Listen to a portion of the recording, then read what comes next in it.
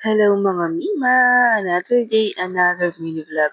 Yes, samahan nyo nga po kami sa araw na ito at yun nga po nga Tsusawa. Nangunguha siya ng saluyot. At ito nga po, so nag-iingin itong aking mga alagang aso. Excited na silang lumabas. At ito naman si ate, binabantayan niya si Bunso dahil sa magluluto na nga si mama. At ito naman sa ating isa ay linis-linis kunyari char yan. At yan nga po, so nagluluto muna tayo ng kanin habang wala pa ang ating ulam na iluluto. At yan nga po si Papa Jerome, nanguha pa siya dyan ng talbos ng kalabasa.